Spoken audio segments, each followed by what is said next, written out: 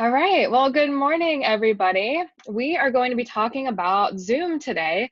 This is kind of meant to be a basic introductory webinar to getting started with Zoom.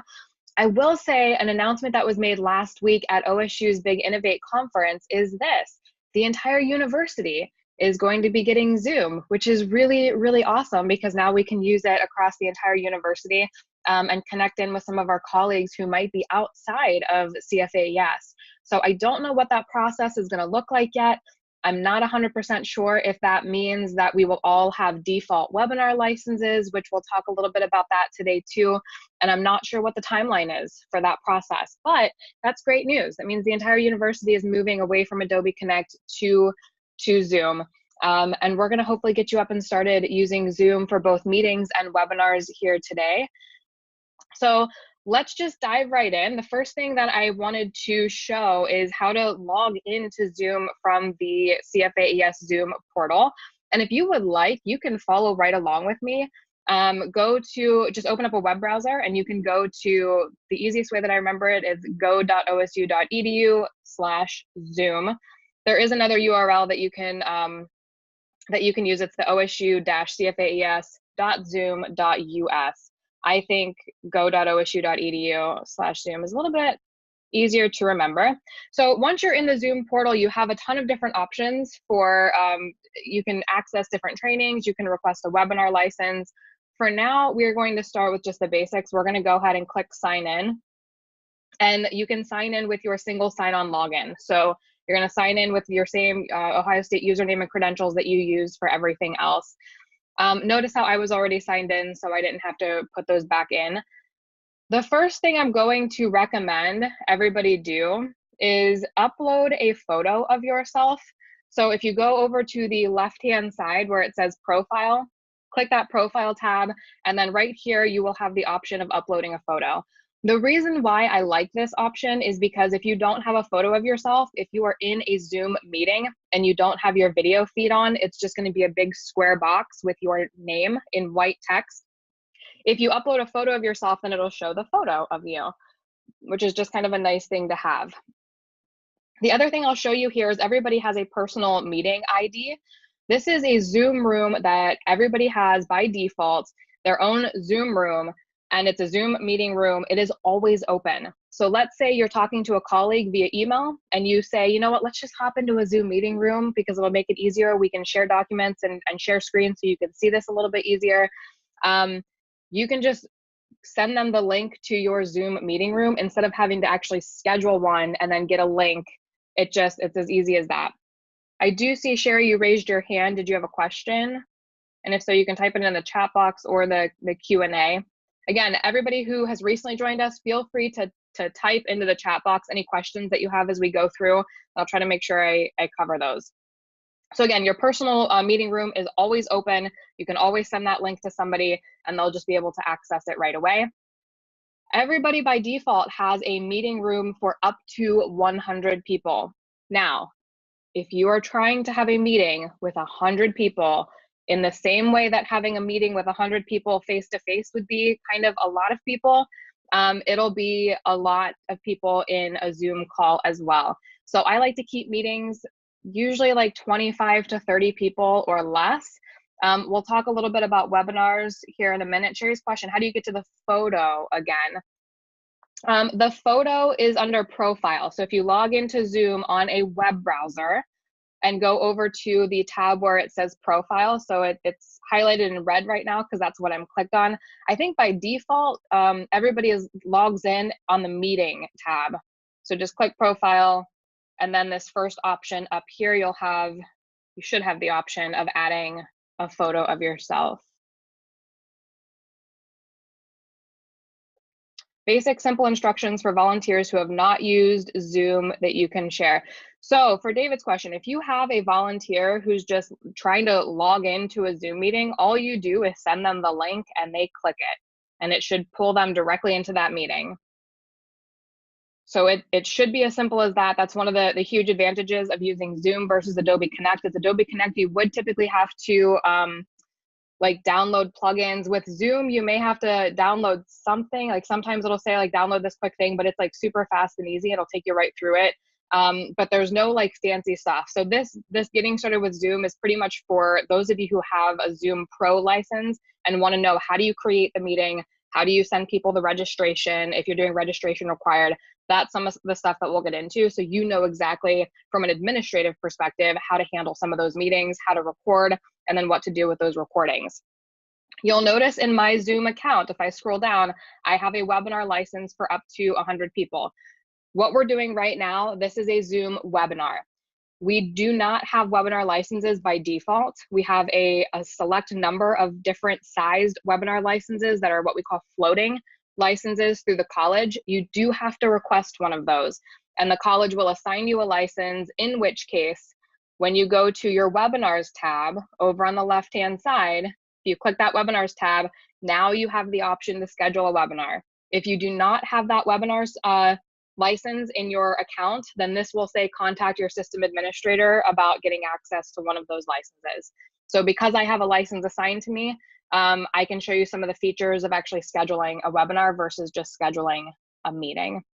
So if you go back to that profile tab and scroll down, this just gives you some basic information about your account. Everybody should have a pro account, although I have run into situations before with newer CFAES employees where it still said basic account here. They didn't have the pro account.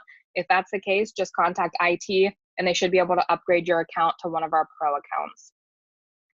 The next tab that I want to show you over on the left-hand side is the meetings tab. And this is where you can schedule a new meeting. So Gwen says your license says basic, you will have to contact IT. I'm not sure why that is, but I'm running into more and more people who say that their account hasn't been upgraded to pro. Just submit a ticket through CFAES IT, and they should be able to upgrade your account, no problem. So I don't know why that is, and if you have any trouble with that, just let me know, and I can try to help with that as well. So if you want to schedule a new meeting, all you do is go to your meetings tab, hit schedule a new meeting. You can name it, so whatever topic, you can add a description, that's optional. Choose your date, your time. You can also select whether it is a recurring meeting, and if you select that, then you give a little bit more details about how often, when to repeat, and then if there's going to be an end date. So let's say you have a team meeting for like extension or whatever position you're in. If you have like a recurring meeting every Tuesday morning from 10 to 11 a.m., this is the meeting. You can go ahead and schedule that in Zoom, so you don't have to go in every single week and create that meeting brand new. It just it's a recurring meeting, and you always use the same link. This is where you would add registration. If you want registration to be required for that meeting, you would click this button. In which case, once you save that meeting, you'll get a registration link that you will send to participants to register for that meeting. Most meetings that I've done, I do not do registration required. For webinars, however, I do, because then you get a lot of really good data to know who participated, who registered versus who actually attended. And that's really good to know. So if you want some of that data, it's good to do registration required. This is also where you'll get to select whether you want your host and participant video to be defaulted on or off. I always default my own host video off, and I always default my participant video off as well. And I'll just say a few more words about this.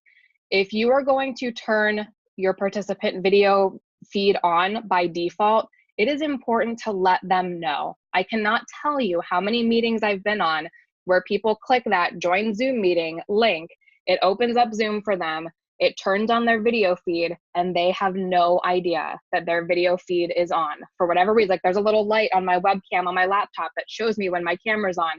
I don't know what other computers look like, but I can't tell you how many times I've seen people who have no idea that they're on camera live for everyone to see.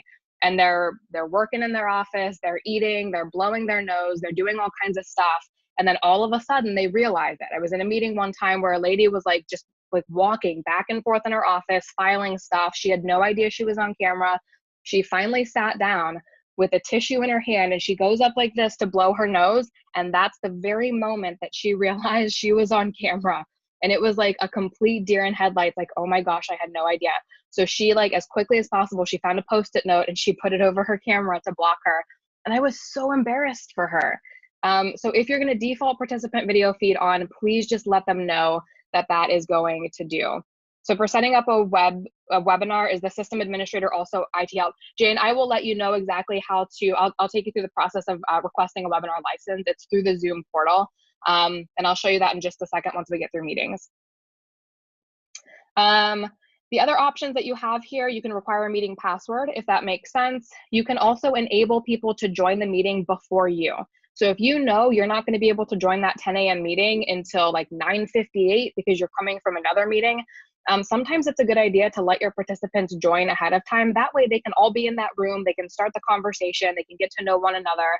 And then when you join, everybody's already kind of in and sort of oriented to the room and oriented to one another. I always keep that defaulted on, but it might be up to you whether or not you want to do that. The last option here that I'll go over is alternative host.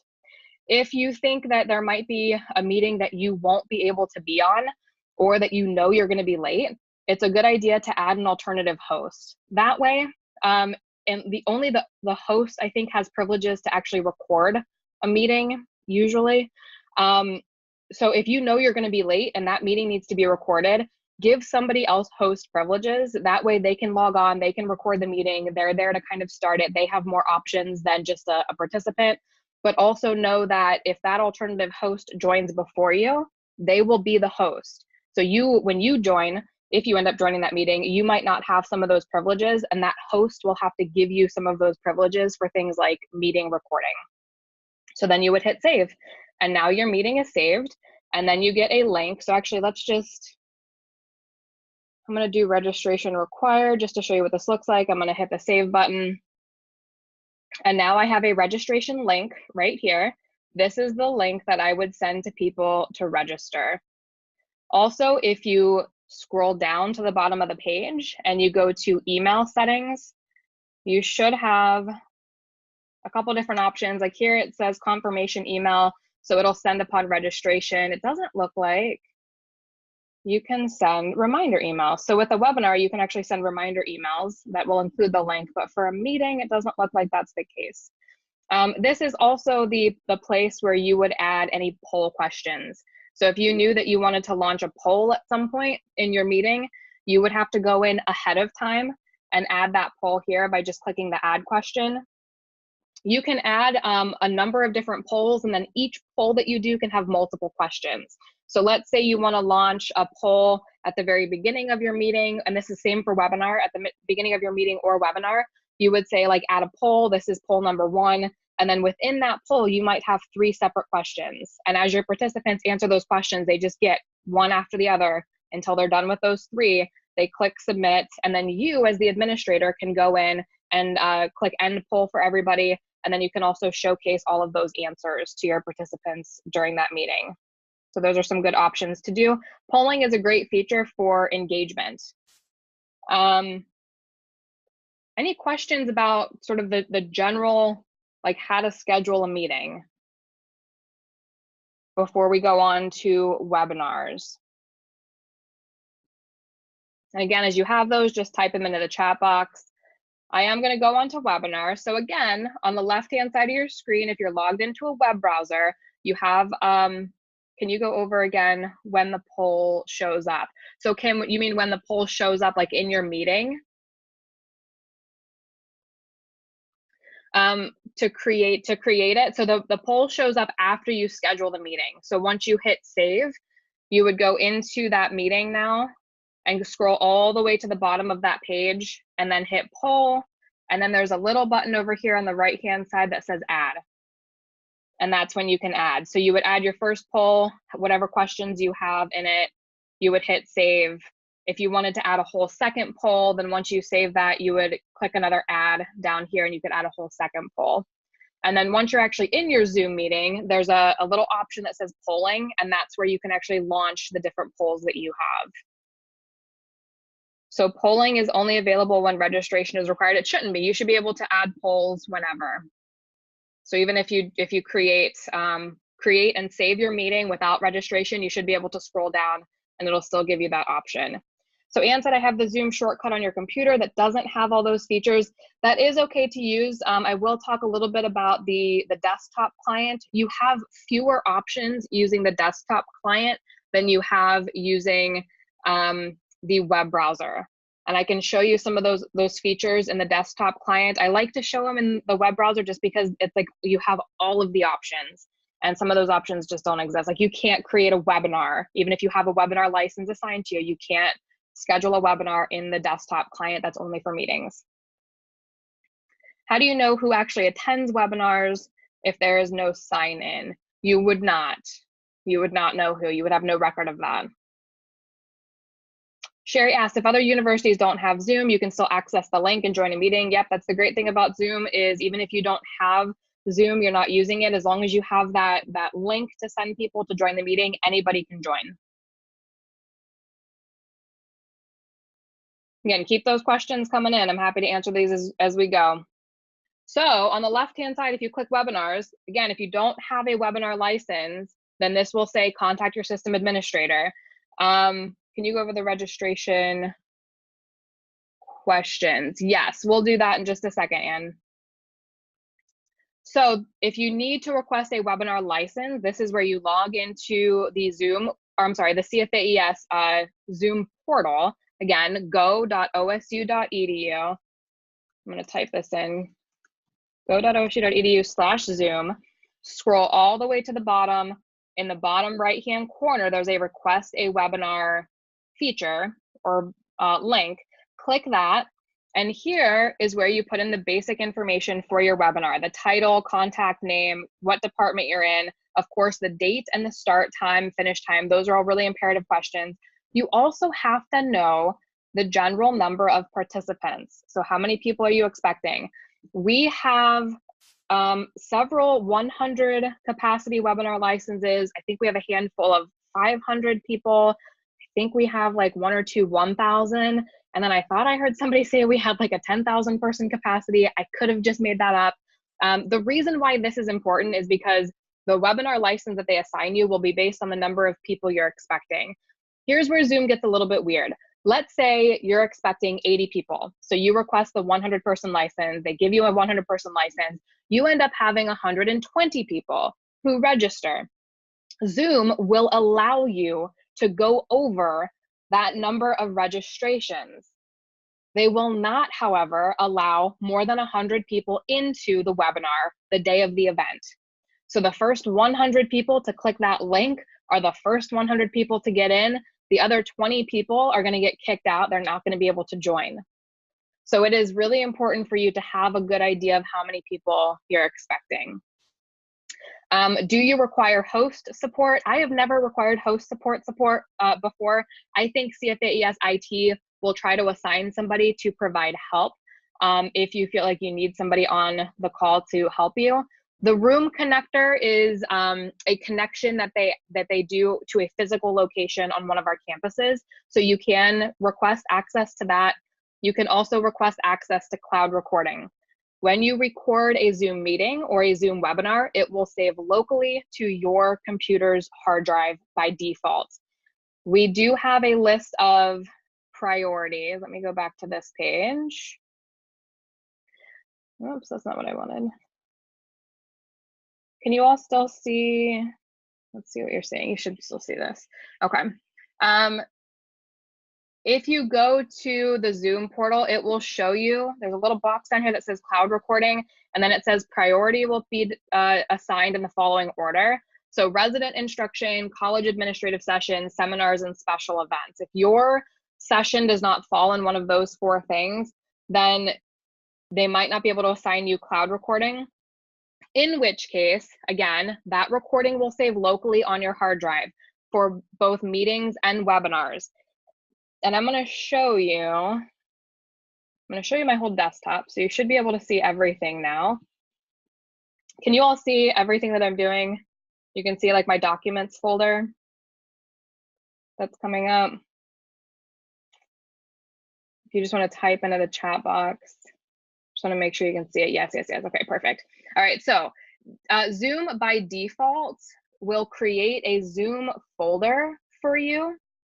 And this is how it names it. It names it by basically date. So I have like, meetings that go back to 2017, 2019. So May 20th, is that today? Getting started with Zoom. So this is my recording that's going to be saved here today. It creates just a default folder that's dated the day that you record that meeting. And again, it saves to your documents. Zoom creates that automatically. There is a way, if you log into your settings on Zoom, there is a way that you can change that path, and you can also tell Zoom. So if you go into, oh, so this is going to be weird because I'm already in a webinar. Cancel. I don't want to mess with Zoom on the back end because I don't want to lose all of you on our webinar here. So I thought I would be able to open a meeting room. It doesn't look like I'm going to be able to do that, to actually show you the Zoom interface from a meeting, but we can talk about some of those features. And then at a later date, if you guys have questions about some of those, like the Zoom interface, we can log into a meeting and I can show you some of those engagement features, like the whiteboard and stuff. It doesn't look like I'm going to be able to show you some of that stuff here today. There is a way, though, in settings where you can change the path to where files get saved. So that is an option if you want more information. Otherwise, I would say just it's going to save to your documents. So even if you don't hit record, it saves to your documents. I think only if you hit record and it will save to your documents. I'm recording this session, so it automatically created that pathway, which means it automatically created that folder for me. Any other questions I'm getting? So that's how you request a webinar. And if you then go to webinar and click schedule a webinar, this interface is going to look very similar to scheduling a Zoom meeting. You title it, you give your description, you can do registration required. I would recommend you do registration required. And the reason for that is because I'm going to go through here. You can do enable practice session if you have panelists. I'm going to go ahead and click schedule. When I scroll all the way down, I have all of these different options for a webinar now. One of the things that you'll want to be mindful of is you have the invite panelists option. So let's say you are going to be the webinar host, but you have 1 or 2 or 3 other people who will actually be the primary speakers. You will invite them as a panelist, and you will put their email address and name, and then they will get a specific link to join that webinar. That webinar link will join them as a panelist, which gives them way more privileges than joining just as a participant. If they do happen to click the participant link and they join the webinar as a participant, you as host will be able to assign them panelist privileges during the webinar. So that's okay too, but just know that it's a good idea to invite those panelists ahead of time. Email settings is really important. So upon registration, confirmation will be sent to every registrant, letting them know, here's the registration, here's the link to join. Notice how by default, I do not have reminders going out. I always recommend going into this edit button down here where it says no reminder email to attendees and panelists, click edit, and I usually send a reminder email 1 hour before and 1 day before. So this means that 24 hours ahead of time, they will get that reminder that says, hey, don't forget you have a webinar tomorrow. And then 1 hour before, they'll get that as well. The reason why that's best practice is because, have you ever like registered for a webinar a month ago and that registration link is like sitting in your email inbox from 30 days ago and you can't find it? By sending this reminder email 1 hour ahead of time, it's like fresh in your email inbox and you can find it again. Now, hopefully you've saved it to your Outlook calendar, so it's there anyway, but just having it in your email inbox is a good reminder. You can also change, you can change any of this default text. So if you wanted to say something different, I've never changed the default text because it's good enough for what I need. So I would do that. This is also where you can follow up with email to everybody who attended and say, hey, thank you so much for attending. This is also where you would send a follow-up email to people who registered, but who were not able to attend. That is a great idea to do. So once your webinar ends, if you've recorded it, you upload that recording to wherever it's going to live online. You can upload it to Box, you can upload it to YouTube, you can do whatever you want with that recording. You get that URL, that link, you log back in here to the Zoom interface, click edit, and now you can send an email follow-up to absentees where you say, here's the link to the recording for those of you who weren't able to make it during the session, and click save. Notice how you can choose to send it up to 1 day or as little as 1 day after, all the way up to 7 days after. So you have some time to give yourself to make sure you get that recording up online wherever it's going to live. But that's kind of nice because then everybody who wasn't able to be there still gets the URL to watch it. Under branding, this is kind of a weird place for this to live, but the one thing under the branding tab that I wanted to show you, if you scroll down, you can choose to include a post-webinar survey. The work that we do for the university, we always have to be showing that impact, right? So let's say you host a great webinar, 100 people show up. What did people learn? What did people get out of it? You can send them a follow-up email that includes a link to a survey or evaluation. You can also have everybody directed automatically to the evaluation as soon as they leave that webinar. So all of you here today, you should, if I've set this up correctly, when you leave today's webinar, you should automatically be directed to an evaluation for today's webinar.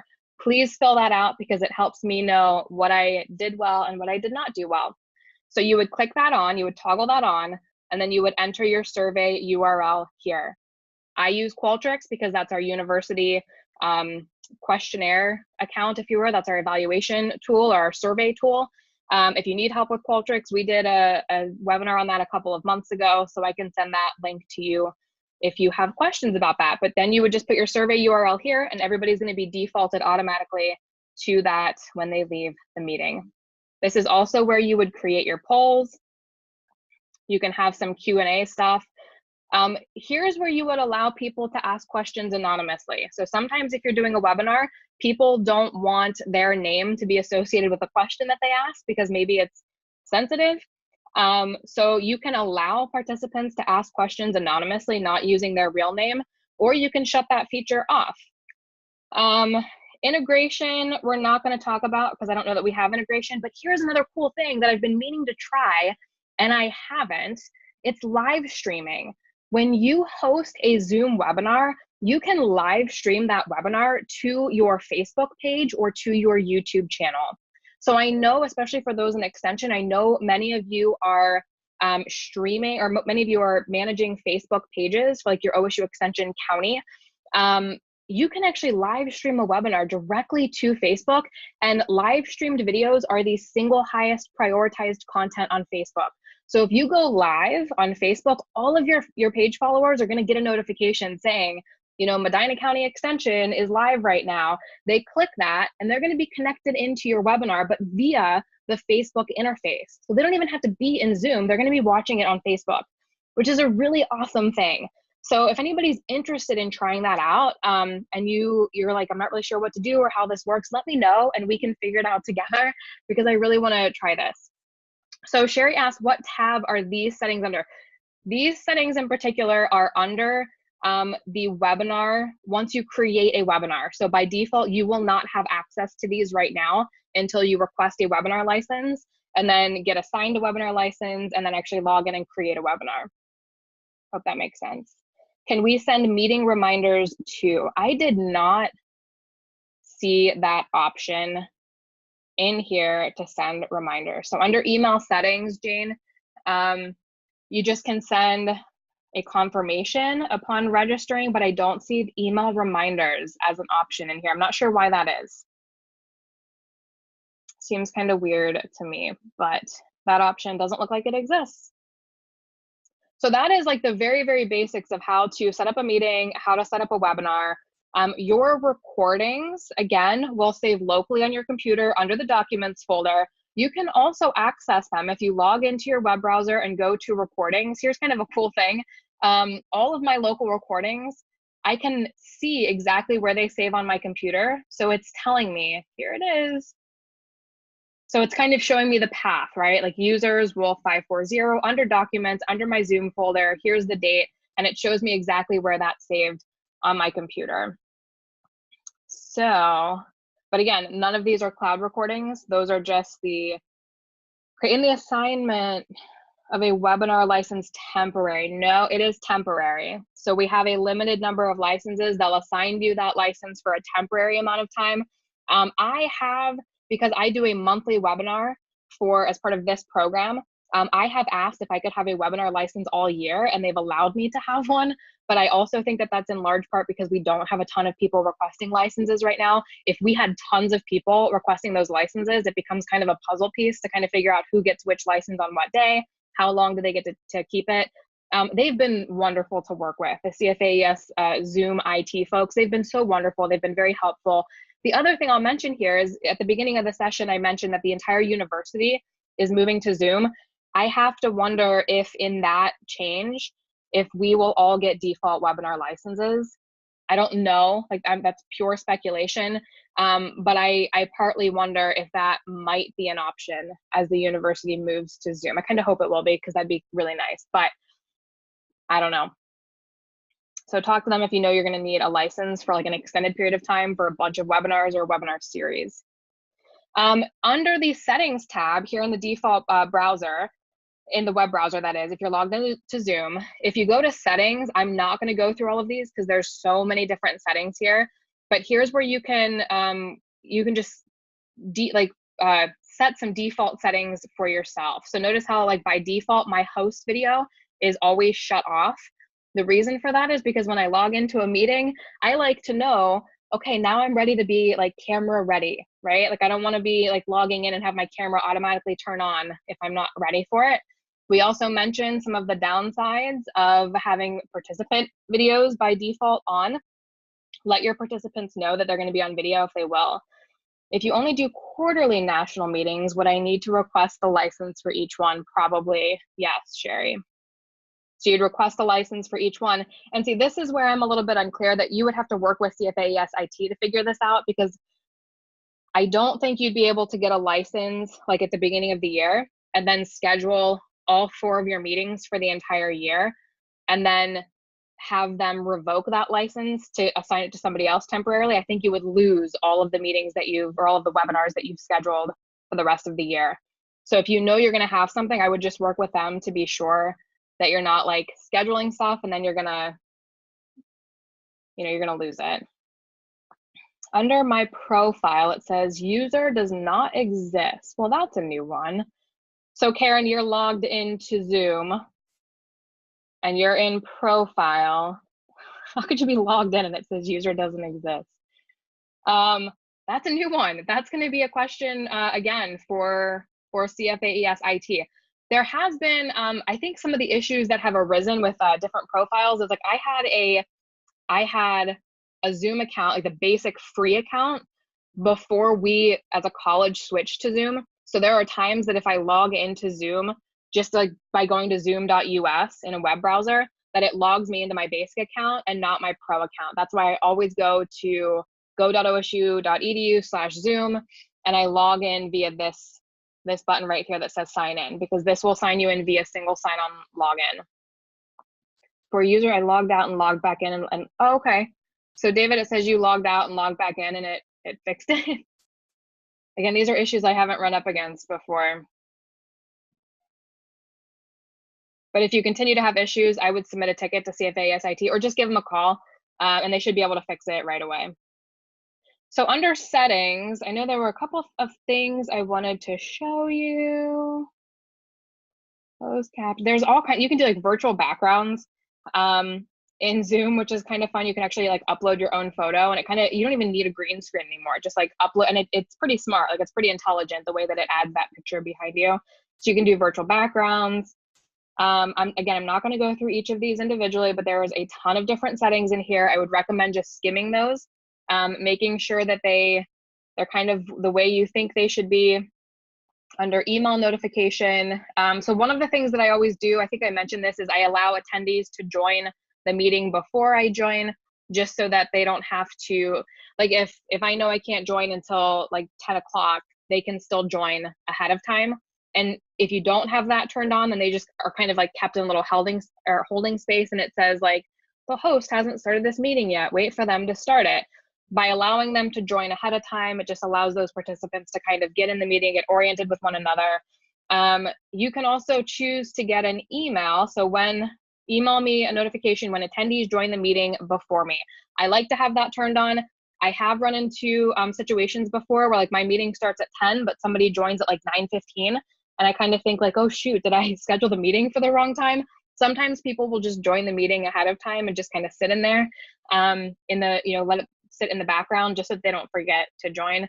But it's kind of nice to know like, oh, hey, a whole bunch of people joined the meeting and I'm not there yet. Did you mention the one that optimizes one appearance? I did not mention that. That's a really, really good one.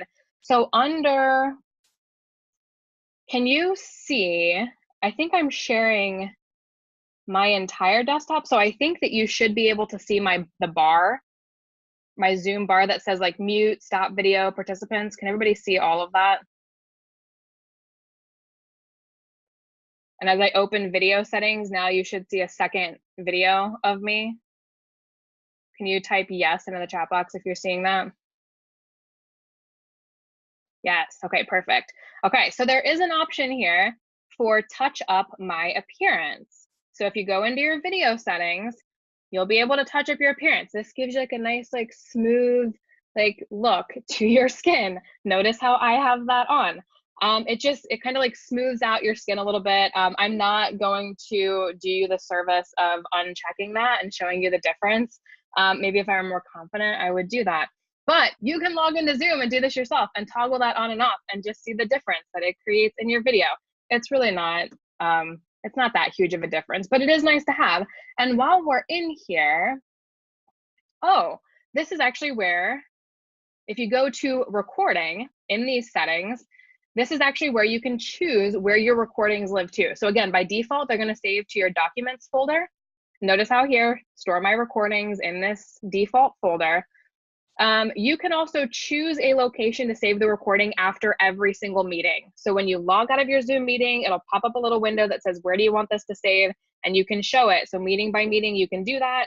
You can also choose to record a separate audio file for every participant. So let's say you have a meeting with 30 participants and everybody's talking, it would save a completely separate audio file for every single person. You can add timestamps to the recording, to the video recording. I'm not sure why that would be important. Record video during screen sharing, place video. So there's a couple different options that you can do here. I will say when you, and this is really important for accessibility issues. And I'm going to go back to my documents folder and go to Zoom and just open up any given folder here. When you save a Zoom meeting, let's exit out of here. Notice how it'll save an audio only file. And you might think, well, why do I need an audio only file? That's actually a really, really great and useful file to use if you are trying to transcribe that video.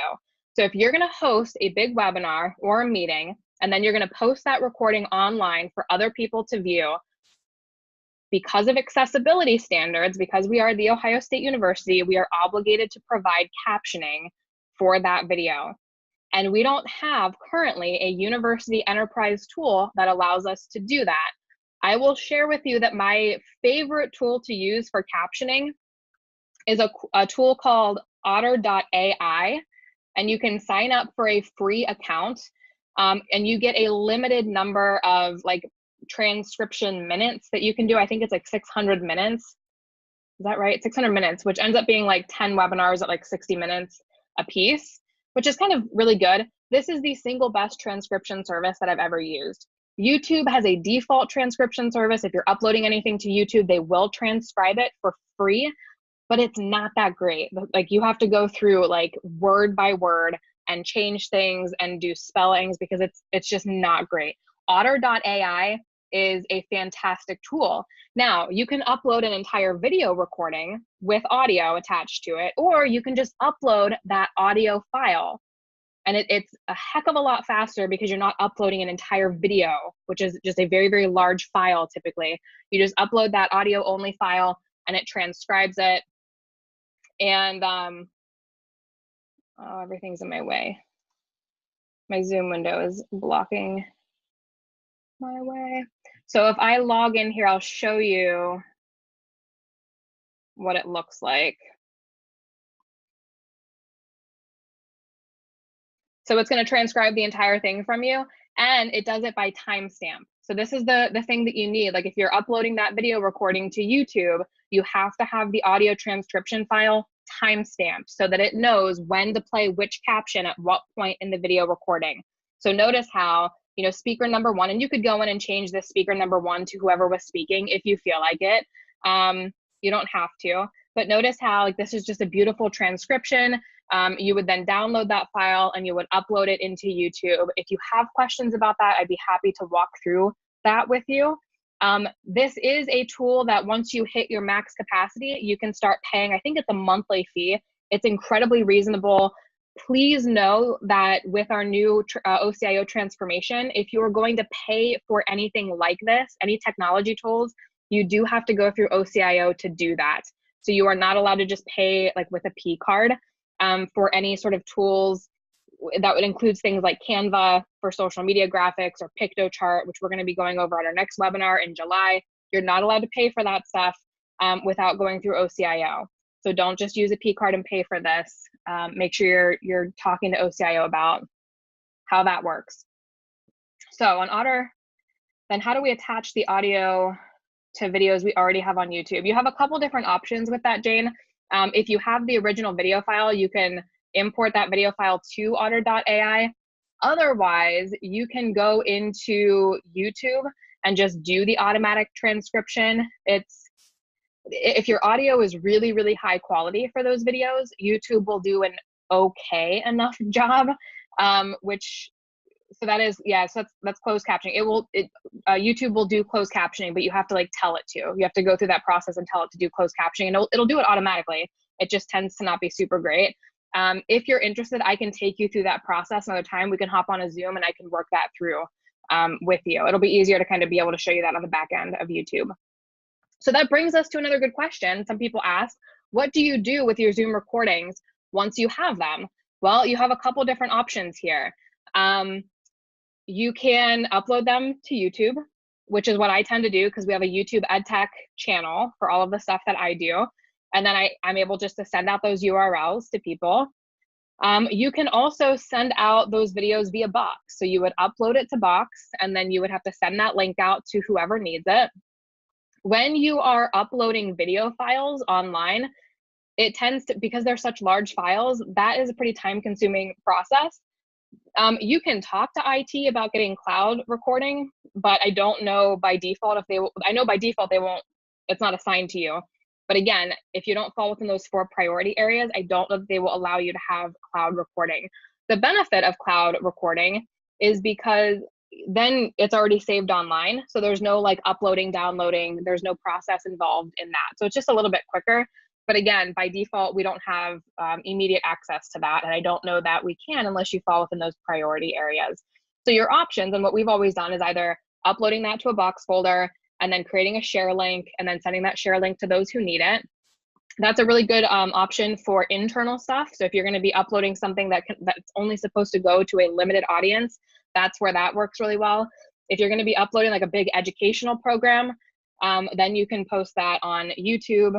And you might have to talk with, do you need to do audio transcriptions for online courses? We'll come back to that questioning because that's a really, really good question. As it relates to YouTube, the university just rolled out new social media guidelines a couple of weeks ago, maybe about a month ago now. Our college is kind of working through deciphering what those guidelines mean for us in Extension and CFAES. I don't have sort of the deciphering of those guidelines, so I can't tell you like, go just start your own YouTube channel. What I would say is Mitch Mosier is our social media sort of specialist for the college. I would say contact Mitch and just kind of ask him. We also have a couple YouTube channels that he manages at the college level for, I think, the college and for Extension. What he has been telling people is there's an Extension Professionals YouTube channel that for anything that we make that's sort of not professional, we are able to send those links to him. He can upload the content to the YouTube channel and then he can give us the share link. I don't know moving forward if that's how this is going to work or if we're going to be allowed to create our own YouTube channels, but that would be a conversation to have with Mitch. So do we need audio transcriptions for online courses? And who is the online course for would be the first question.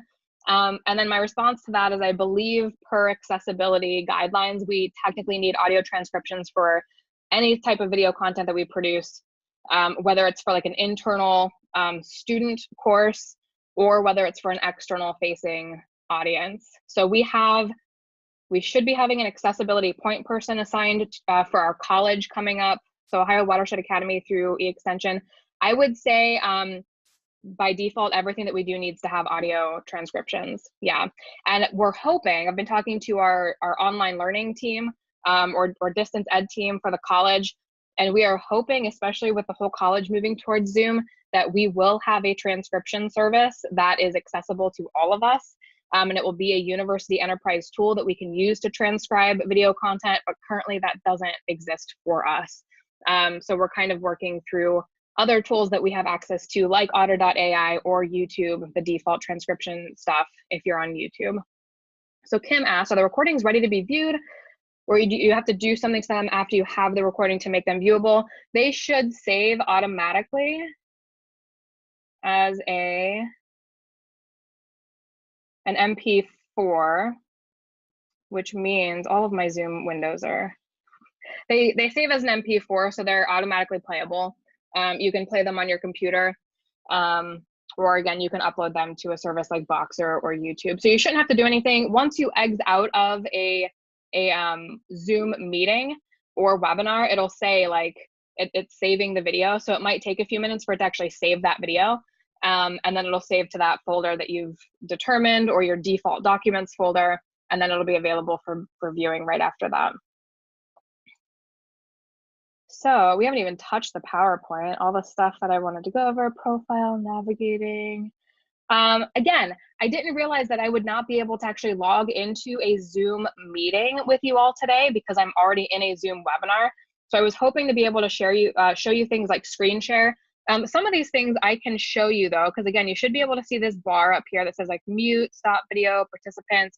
You have a Q&A. So I've been opening the Q&A box. And as you answer some of these questions, you could say like, oh, it says the bar is hidden. Do you see the Q&A box that I've brought up though? If the boxes are bringing up, no, desktop. You don't see the Q&A box? Maybe Zoom is hiding everything from you. Well, that's sneaky. We might have to, we can hop onto a Zoom meet. If you guys have questions about some of the engagement features, the Q&A is at the bottom. You guys, are you seeing the actual questions though that people are typing in? If not, that's super unhelpful for you. Okay, so there's a whole bunch of different options. One is the Q&A box. So with Q&As, I typically tell people, you know, use that for questions. If you have comments or other things, then use the chat box. It helps you just to kind of keep those separate. You also have the polling option. Are you seeing the poll? You probably aren't seeing the poll show up either, are you? So you can add questions directly in here. Okay, so you're not seeing that either. So I apologize again, because I am logged into a Zoom webinar. I'm not going to be able to open up a Zoom meeting and show you some of those features. You can create polls directly in a meeting.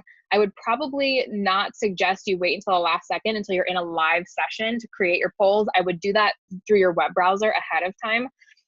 You also have a whiteboard option if you are in a meeting. So if you're in a Zoom meeting, you can open up the whiteboard, and this gives everybody access to be able to like write and share and do things like that, which is kind of just a cool feature because then everybody can kind of collaborate on, you know, drawing stick figures. I've never actually used that during a meeting, but it's an option that exists there. I would like to do lecture capture in a Zoom enabled room. Document, camera, video input. We tested this out last week of the spring semester. Got 2 video inputs working.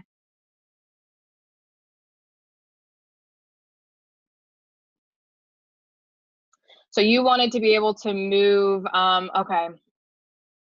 That's a loaded question. So Michael, your question about being able to manipulate kind of where you're open after the fact. I believe in settings, you can manipulate this, but I think it's just like an on or off. So if you go into video and then video settings, always display participant. No, there was a setting here in recording, I think. Place video next to the shared screen in the recording. I'm not sure if that's what you're looking at, but the only option for that is either you see yourself on screen or you don't. So if you see yourself, it places that video like next to the recording, and then it creates sort of a weird, like long video. Or you can unselect that, in which case your video feed, I don't believe, records with it. I don't know if that answers your question, but it is pretty limited in what you can do as far as where the video feed gets placed. Some other questions that came in. Can you go over the engagement tools at another time? Yes. Yeah, we can go over the engagement tools. It would be best if we could just hop on to probably a Zoom meeting and I can show you some of those things. So if you're interested, just contact me and we can either do a small group or I can just do one-on-one with you, Kim. That would be a good option as well. So whiteboard, chat box, you've all had experience with. You also have the option of doing breakout rooms, but again, that's only for meeting, that's not for a webinar.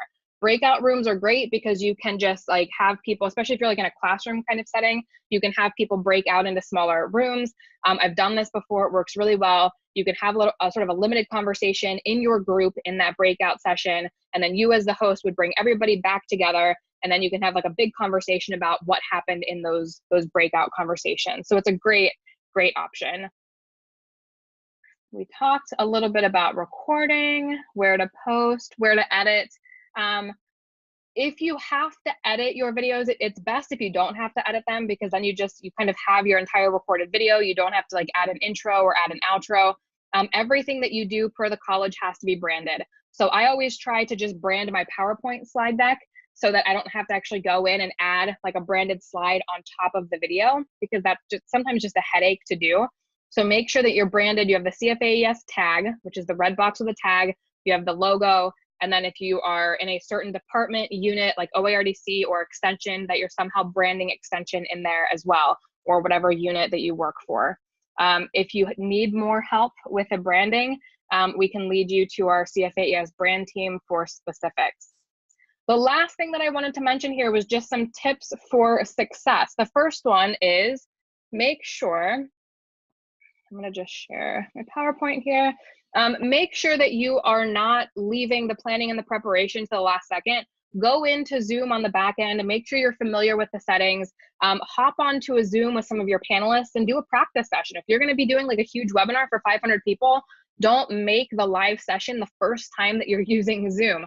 Go in and make sure that you're familiar with some of those settings ahead of time so you don't find yourself completely unprepared.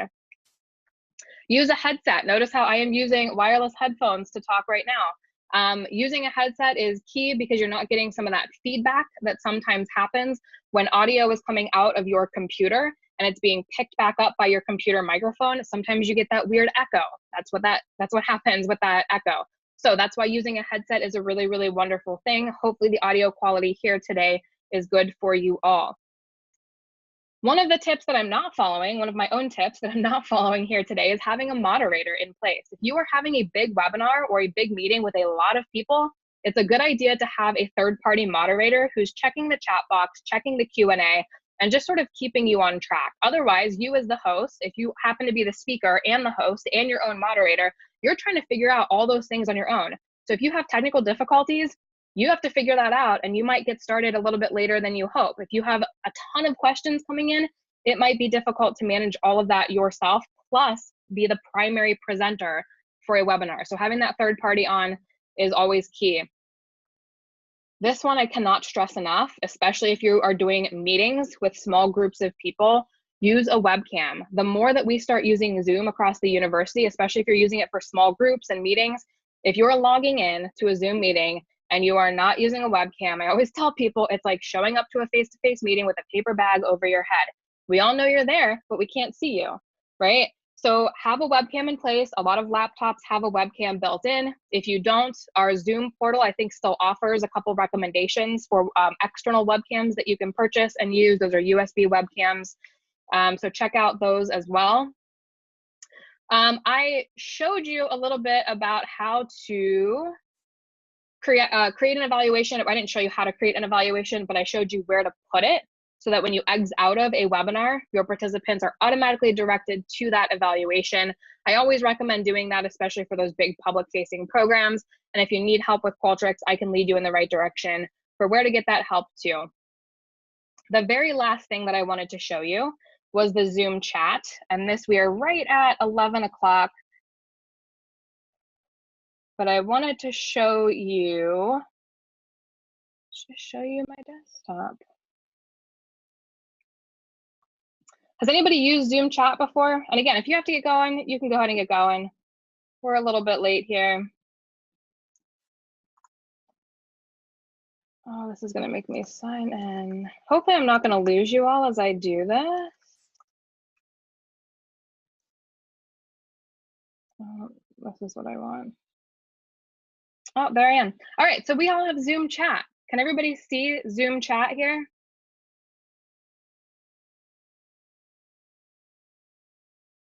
The big, no, you cannot see that. One person said yes, everybody else said no. I just see a desktop with a cute kid. That's my son, thanks. Zoom chat is not showing up. I don't know why. It's showing up on my desktop and I'm sharing my whole desktop. So it's not showing. So again, I don't know why Zoom's not letting me show everything in here.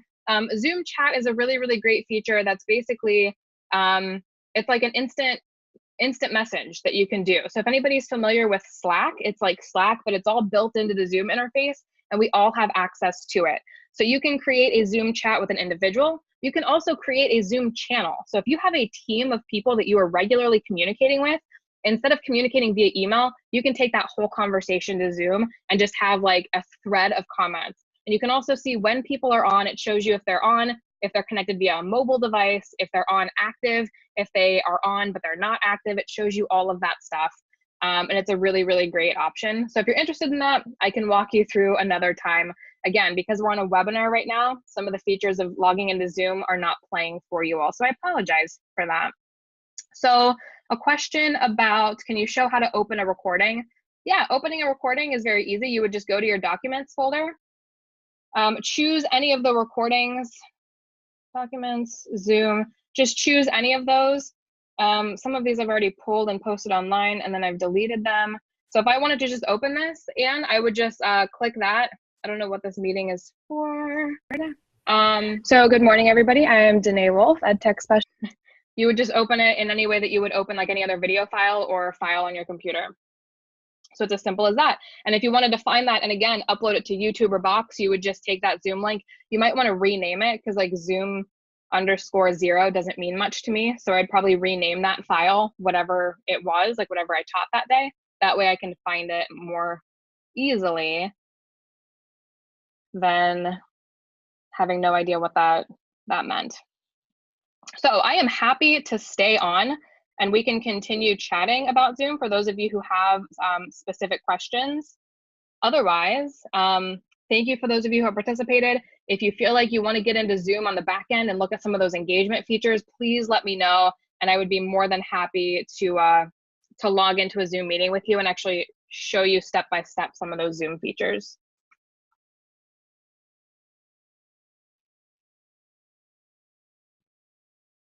How do I make and save a video on Zoom? Karen, I'm not sure I understand your question. I'm not sure what you mean by make a video on Zoom.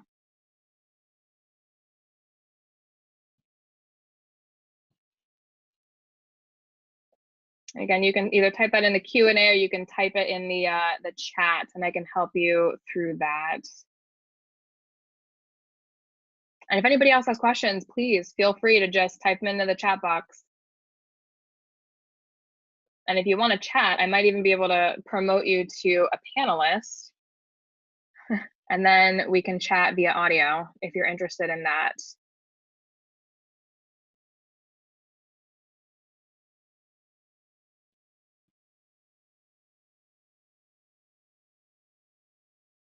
Is there a good source for green screens? I have never used a green screen, but we do have some folks in IT who are using them. Eric, I'm not sure when you logged on. You don't actually need a green screen to have a sort of a green screen background. If you go to video settings, you're able to upload whatever video you want, and it uses some sort of magical smart technology to actually create that background for you. In fact, I uploaded one of my spider photos in the background of me just to see what that might look like if I had like a giant spider behind me. And it worked pretty darn well. So you don't actually have to have that green screen. So I would try that out. And if you want help, I can walk through that with you on a Zoom meeting whenever it's convenient for you. So try it out. It's like a giant bug or plant or something behind you and see what it looks like. Anybody else have hydrangea? Oh, yeah, for like hydrangea school, or yeah, you can do something like that. It would work. It would work quite well. There's some default photos in there of like, I can't remember what they were. I think there was like a space one, there was like a grass one, and it works pretty well. So try it out. What other questions do you have, everybody? I still see we have about 18 people on, 19 people on, and well, I guess that includes me. Feel free to just type those in. Thank you, signed up, uploaded a pic, awesome. Awesome, if you have any struggle with that, just let me know. 3 files, one is playback. Yeah, okay. Let me see if I can.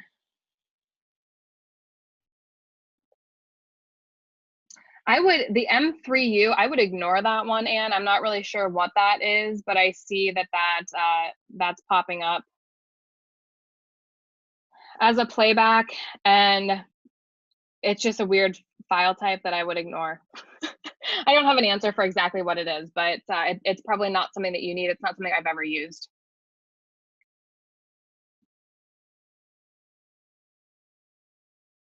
Can you include attachments on email conversations? Ooh, that I don't know, Sandy. I don't think you can, actually.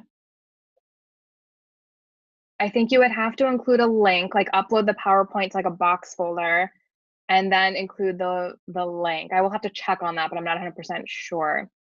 Oh, Karen, yeah, okay. So you want to narrate a PowerPoint and save it as a video. Yes, you can absolutely do that. You would basically just open up your like a Zoom personal meeting room. You could share your screen. So you would share your PowerPoint presentation. You would hit the record button. You would narrate over it. Again, try to make sure you're using a headset or a high quality microphone input. That way the audio is going to be a good audio feed for you. It's going to be higher quality than just using your built-in computer speakers or microphone. You would just record that whole thing, and then when you're done, hit stop recording. It's going to save that on your desktop, and now you have a whole like narrated PowerPoint presentation. So you would just use your personal meeting room to do that. Hopefully that made sense. Zoom seems sure. Maybe I'll like cut a recording somehow. Yeah, and so you want me to walk through uploading an audio file right now to otter.ai? I can do that for anybody who wants to hang around. Yeah, I definitely have time. I just gotta get rid of all my Zoom windows are preventing me from seeing everything else. All right, so I'm gonna share just otter.ai with you. Hopefully you can all see this. This is such a wonderful tool. I just learned about it a couple of months ago and I used it once and I was like, this is so much better than using YouTube's built-in. Okay, I need myself to go away here. All right, so my conversations. I guess you would just, yeah, import audio, video, and then you would import, you can drag and drop that right into there. And it's gonna import that audio only. It will take a while. So it'll import the entire file. And then it might take, especially depending on the length of that, if it's like a quick 5-minute video, it won't take very long to transcribe it. But if it's like a full like 60-minute webinar that you're trying to transcribe, it may actually take like an hour or two. It says my internet connection is unstable because it's uploading right now. Even after you get that audio only file or the entire video and audio file uploaded, it could take several hours to actually transcribe, and it will do that in the background. So you can upload it, you can leave it. I think you can even actually exit out of otter.ai. Like you don't have to keep the web browser up. It'll do it like just on its own once it's once the audio file has been uploaded, and then it'll just start to transcribe it. And then I would recommend, like when I uploaded the audio only file for our Qualtrics, webinar that I did, I think 2 or 3 months ago, for every instance when Qualtrics was spoken, it missaid it, mistranscribed it. It was like call tricks, I think is what it did, like CALL as a word, and then tricks. I had to go through and I just did like control find, and it found every instance of where it said call tricks, and I was able to replace that with Qualtrics. So you can do some of that. So notice how my audio file is now in here. It's going to take a few minutes for it to actually recognize that a file has been uploaded, and then it's going to start to transcribe it in here. It should. So notice how now here's my file. If I click that, it's going to say processing conversation. I would rename this. And again, you're limited to, I'm going to try to see where the prices are. Create team account settings, maybe. So I'm a power user. It says I still have 512 minutes. Oh, that's actually nice. I didn't realize that the free plan, 2 days until the next refill. So you actually get a refill of those 600 minutes. So you might be able to never have to upgrade. The thing that I will alert you to here is it's important to recognize that everybody should go through our the OCIO training on security. What do we call it? It's like the security training where we look at types of data, the types of data that we might be sharing across different cloud services. And we have specific platforms that we are allowed to share certain types of data. So for everything that I'm doing as an educator and somebody who's working in professional development, this is all like public facing stuff. So I am not dealing with any sort of secure data. If you are having a Zoom meeting with like another professor or a student, and you're sharing like personally identifiable information or other information that is secure, and you're not allowed to like just, you know, publish that openly, you might not be able to actually use that data with this software. So I would prefer that you contact OCIO ahead of time. For everything that I'm doing, again, it's public facing. There's no, I'm not breaching any security issues on behalf of the university. So do be aware that depending on what kind of information you're putting into this program, you might have some limitations there. And contact OCIO if you have questions about that. Make sense? If I go back here, it should start. It hasn't actually started transcribing anything yet, but it will, I promise you. It just might take some time. So that's how you can do that. Any other questions? All right, I am always here as a resource for you. If you have specific questions, we've covered a lot of information here today. If you do have any questions, please feel free to just follow up via email, and I'd be happy to help you. To start Otter, yeah, so you do have to sign up for an account, Amy. So go to otter.ai and sign up for a free account. Yeah, sure thing. I'm going to go ahead and end the recording now. Thank you all for hopping on with me here today. And hopefully, if you have questions, just let me know, and hopefully you'll get started using Zoom, and it'll just be awesome for you because it's an awesome tool, very intuitive and fun to use. So thanks, everybody, and I will see you all soon.